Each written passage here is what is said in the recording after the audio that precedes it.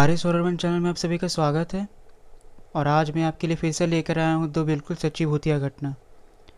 दोस्तों, मैंने सोचा है कि अब से मैं जो स्टोरीज़ अपलोड करूँगा वो मैं एपिसोड वाइज अपलोड करूँगा, क्योंकि मेरे पास काफ़ी स्टोरीज आने लगी हैं। खैर, आज की स्टोरी पर आते हैं। आज की जो पहली स्टोरी है वो मुझे दीपक जी ने भेजी है, तो आगे की स्टोरी मैं उनके पॉइंट ऑफ व्यू से सुनाऊँगा। हेलो दोस्तों, मेरा नाम दीपक है और मैं यूपी का रहने वाला हूँ। ये घटना तब की है जब मैं 10th क्लास में पढ़ता था। दरअसल हम लोग यूपी के एक फैमिली में लॉज में रहते थे। हम लोग यहाँ करीबन 1 साल से रह रहे थे और हमारे घर के बस जस्ट दूसरे रूम पे एक आंटी थी जिनका नाम था गुड़िया। गुड़िया आंटी का और मेरी मम्मी जिनका नाम मीना है, दोनों का बहुत गहरा दोस्ती था, कुछ ज़्यादा ही अच्छा। गुड़िया आंटी का घर बरेली में था और वहाँ पे उनका घर भी बन रहा था।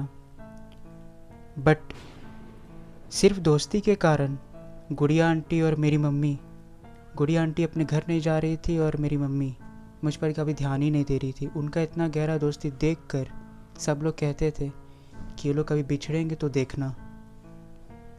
तो उनसे कोई बात छुपती नहीं थी, मतलब हर एक छोटी सी छोटी बात वो दोनों एक दूसरे से शेयर किया करते थे। कहीं जाना हो, कहीं आना हो, कुछ काम हो, हर छोटी से छोटी बात एक दूसरे को बताया करते थे। बट उनका जब घर बन गया उसके बाद गुड़िया आंटी अपने घर चली गई और मेरी मम्मी यहीं पर रही क्योंकि मेरा एग्ज़ाम था। उसके बाद कुछ दिनों के बाद मेरी मम्मी को पता चला कि गुड़िया आंटी किसी फैमिली मेम्बर ने किसी साजिश की वजह से उनकी जान ले ली। ये सब सुनने के बाद मेरी मम्मी को बहुत झटका लगा और मेरी मम्मी ने रात को ही, जिस दिन पता चला, मेरी मम्मी ने बोला कि हम लोग अभी के अभी गुड़िया आंटी के घर जा रहे हैं। मेरा एग्ज़ाम नज़दीक था, मैंने जाने से मना किया, लेकिन मेरी मम्मी ने मेरी एक नहीं सुनी। उन्होंने बोला कि नहीं, हमें आज ही जाना है तो जाना है। जाते हुए मेरी मम्मी बहुत रो रही थी। जब वो गुड़िया आंटी के घर पहुंची तब तो उनकी बहुत बुरी हालत हो गई, उन्हें संभालना मुश्किल हो गया था। फिर मेरी मम्मी कुछ दिन वहाँ पे रुकी और उसके बाद हम लोग वहाँ से वापस आ गए। लेकिन वहाँ से वापस आने के बाद मेरा जब एग्ज़ाम स्टार्ट हो गया तो मैं एग्ज़ाम देने के बाद अपनी मम्मी को जब देख रहा था तो मेरी मम्मी की हालत बहुत बिगड़ चुकी थी। ऐसा लग रहा था कि उनका शरीर का कोई अंश अलग हो गया हो।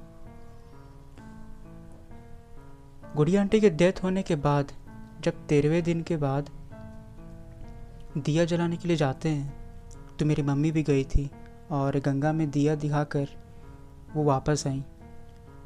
लेकिन वापस आने के बाद भी उनका वही रवैया रहा। फिर मेरे फाइनल एग्ज़ाम जब स्टार्ट होने वाले थे तो उन्होंने कहा कि बेटा, मेरा मन नहीं लगता है, मुझे जाना होगा। मेरा बिल्कुल मन नहीं लग रहा है, हम किसी से बात भी नहीं करना चाहते हैं, गुड़िया चली गई, मुझे भी जाना होगा। तो मैंने मम्मी को बहुत समझाया कि माँ ऐसा मत करिए। मैंने डॉक्टर को दिखाया, पंडित को दिखाया, उससे भी कुछ नहीं हुआ। खैर, मेरी मम्मी बरेली चली गई और कुछ दिन वहीं रुकने के बाद गुड़िया आंटी के फैमिली लोग ने मुझे इन्फॉर्म किया और बताया कि आपकी मम्मी पता नहीं रात भर किससे किससे बात करती है, हंसती रहती है, कुछ बोलो तो सुनती नहीं है। ये सब सुन के मुझे बहुत डर लग रहा था। फिर कुछ दिनों के बाद मेरी मम्मी को एक सपना है जिसमें गुड़िया आंटी आती हैं और बोलती है, तुम मेरे साथ जाना चाहती हो? तो मेरी मम्मी ने कहा कि हाँ, जाना चाहती हूँ, यहाँ कौन है मेरा, तुम चली गई मुझे अकेला छोड़कर, मुझे तुम्हारे साथ जाना है। तो गुड़िया आंटी ने भी बोला, ठीक है चलो, मैं तुम्हें अपने साथ ले चलूँगी। मेरी मम्मी ने हाँ भी कर दिया, उनके साथ जाने के लिए वो तैयार भी हो गई। उसके बाद जब मेरा एग्ज़ाम ख़त्म हो गया तब मैं अपनी मम्मी से मिलने गया था। लेकिन जब मैं गुड़िया आंटी के घर पहुंचा सुबह में, तब मैंने देखा कि मेरी माँ अब इस दुनिया में नहीं है। मतलब मेरी माँ ने मुझे ये सारा बात तो बताया था और वो ये भी कहती थी कि बेटा, मेरे यहाँ कुछ नहीं है, मेरा मन नहीं लगता है, मैं क्या करूँगी यहाँ पे, मुझे उसके साथ जाना है तो जाना है। और सच में मेरी माँ मुझे छोड़कर चली गई। दोस्तों, इस स्टोरी को सुनने के बाद मुझे ऐसा लगता है कि जो माँ अपने औलाद के लिए पूरी दुनिया से लड़ जाती है, वो ऐसा बेवकूफ़ी कैसे कर सकती है। मतलब अपने बच्चे को कोई ऐसे अकेला छोड़कर, ऐसे मुश्किल पड़ाव में छोड़कर कैसे जा सकता है। खैर, जो भी हो, आते हैं दूसरी स्टोरी पर। दूसरी जो स्टोरी है वो मुझे राजीव जी ने भेजी है, तो आगे की स्टोरी मैं राजीव जी के पॉइंट ऑफ व्यू से सुनाऊंगा। हेलो दोस्तों, मेरा नाम राजीव है और मैं दिल्ली का रहने वाला हूँ। ये घटना 2012 की है। दरअसल मैं 12th क्लास में था और मेरा एक फ्रेंड था जिसका नाम सुमित था। वो यूपी का रहने वाला था, बहुत ही शांत स्वभाव का, लेकिन हम लोग बहुत ही अच्छे दोस्त थे। वो ज़्यादा किसी से बात नहीं करता था, ना ही घूमता फिरता था, लेकिन हाँ, पढ़ने में वो बहुत तेज़ था, काफ़ी इंटेलिजेंट, काफ़ी स्मार्ट। तो मैंने एक बार उससे बोला कि यार मैं तेरे कभी घर नहीं गया हूँ, तो कभी अपने घर ले जाया कर। तो उसने मुझे एक दिन इनवाइट किया। मैं उसके घर गया तो उसका घर का माहौल उसके ही जैसे था, बिल्कुल शांत। ऐसा लगता था कि उसके घर में कोई खुशी है ही नहीं। मैंने उसे कई बार बोला कि भाई तू हंसता क्यों नहीं है, मतलब तो इतना चार्म क्यों नहीं है, थोड़ा सा ओपन माइंडेड रहो, घूमो फिरो, मस्ती करो। वो बस कहता था कि यार बस मुझे ऐसे ही करना पसंद नहीं है, मुझे शांत रहना अच्छा लगता है। फिर मैंने उसे कुछ नहीं कहा और ना ही मैंने उसे आगे कभी फोर्स किया। खैर, एग्ज़ाम आने वाले थे और अचानक क्या हुआ कि वो एब्सेंट करने लगा। उसके स्कूल में आना बंद ही हो गया। तब ये सब देखने के बाद क्लास टीचर ने बोला कि अगर उसके घर के पास कोई रहता है या फिर कोई उसे जानता है तो हमें बताइए, क्योंकि उसे घर में फ़ोन लगाया जा रहा है लेकिन उसे घर में कोई फ़ोन उठा नहीं रहा है। ये सब होने के बाद प्रिंसिपल सर ने हम लोग को स्कूल में बुलाया और उन्होंने बोला कि हम तुम लोगों को बिना टाइम के इसलिए बुला रहे हैं क्योंकि तुम ही लोग का एक दोस्त, मेरे साथ कुछ और भी लड़के थे। प्रिंसिपल सर ने बोला कि तुम ही लोग का दोस्त अब स्कूल नहीं आ रहा है, बस हमें ये पता करना है कि उसने स्कूल छोड़ दिया है या फिर वो इसी तरह बहाना करके एब्सेंट कर रहा है। तो ये पता लगाने के लिए हम लोग, मैं और मेरे कुछ और दोस्त, उसके घर गए। उसके घर जाते हुए देखा कि उसके घर में तो मातम छाया हुआ है। उसके घर में उनकी माँ की डेथ हो गई थी। वो लड़का चुपचाप सा बैठा हुआ, सर मुड़ाए बैठा हुआ था। हम लोग ने से पूछा कि ये सब कब हुआ, तुमने ना स्कूल में इन्फॉर्म किया ना हम लोग को इन्फॉर्म किया, क्यों? तो उसने कहा कि अब बाहरी दुनिया से मेरा कोई मतलब नहीं है, अब मेरा कुछ नहीं बचा, मेरी माँ ही मेरे लिए सब कुछ थी, अब मेरा क्या होगा, सब कुछ खत्म हो चुका है अब। हम लोग ने उसे बहुत समझाया लेकिन उसने बोला कि नहीं, अब मैं स्कूल नहीं आऊँगा, अब स्कूल आना बंद। तो ये सब बात जाके हम लोग ने प्रिंसिपल सर को बताई, तो प्रिंसिपल सर फिर उसके घर गए। प्रिंसिपल सर ने उसे बहुत समझाया कि अपना कैरियर इस तरह बर्बाद मत करो, तुम एक अच्छे स्टूडेंट हो। कुछ दिनों तक तो वो आया लेकिन उसका रवैया बिल्कुल ठीक नहीं था। शांत तो रहता ही था, अब तो और भी शांत रहने लगा था, एकदम गुमसुम सा। ये सब देख के मुझे बहुत ख़राब लगा और मैंने बोला कि तेरा बर्थडे आ रहा है ना, मार्च 25 में, एग्ज़ाम के पहले तो तू हम लोग को पार्टी दे दे।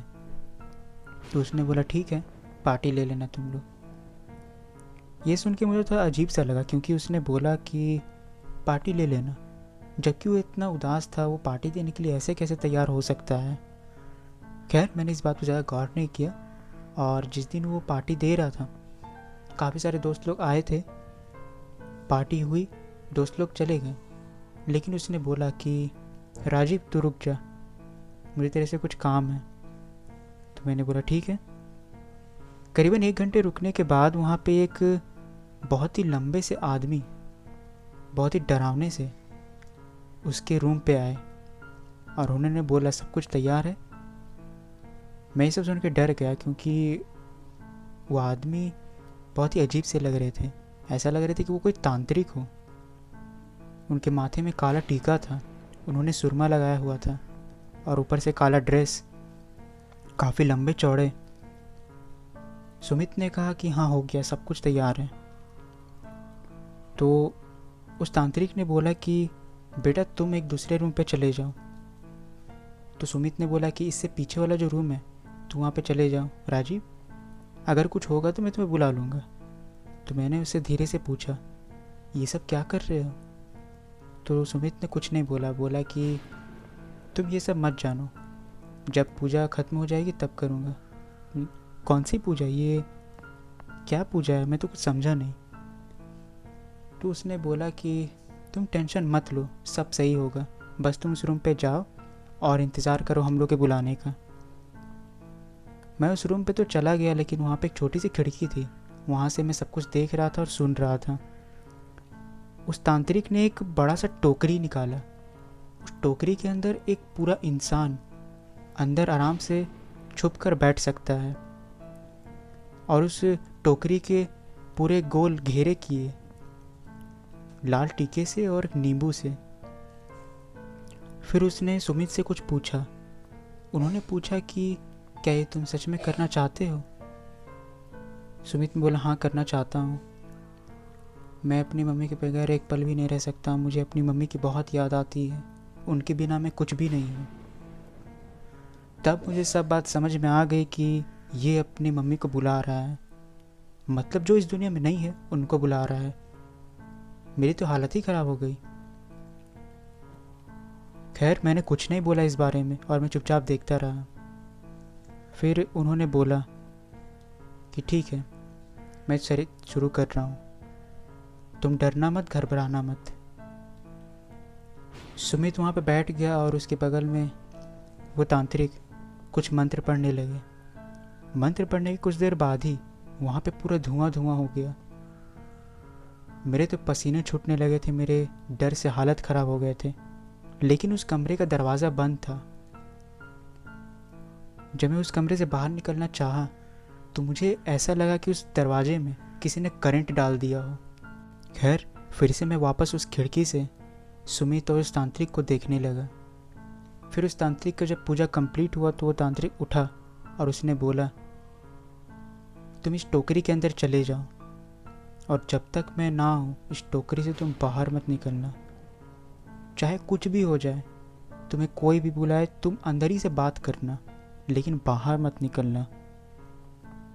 इतना बोलते ही उस तांत्रिक ने एक लोहे का कुछ बजाने वाला निकाला और उस लोहे में 5 बार आवाज़ दी।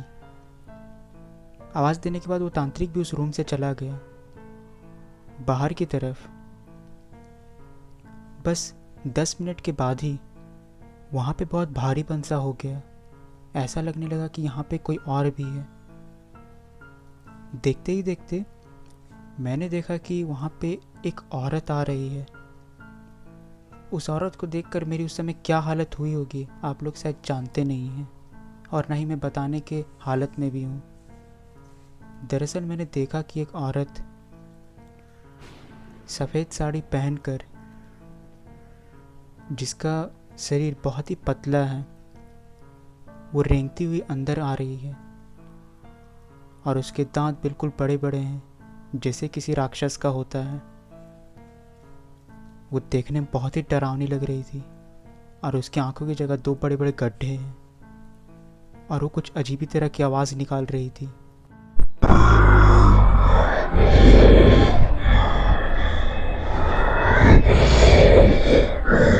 ये सब सुनकर देखकर मेरी उस समय क्या हालत हुई थी, मेरे पास शब्द नहीं है। मैं वहाँ पे जम सा गया था। फिर उसने उस टोकरी के 4-5 गोले लगाए और उसने बोला, यहाँ पे जिंदा मांस की खुशबू कहाँ से आ रही है?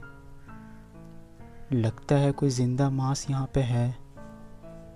बाहर निकल, मैं तुझे खाना चाहती हूँ। यकीन मानिए, मैं अपने कानों से ये सब सुन रहा था, अपनी आंखों से साफ साफ देख रहा था। मेरी आंखें फटी की फटी रह गई थी। वो औरत इतनी डरावनी थी, लेकिन वो सुमित की माँ थी।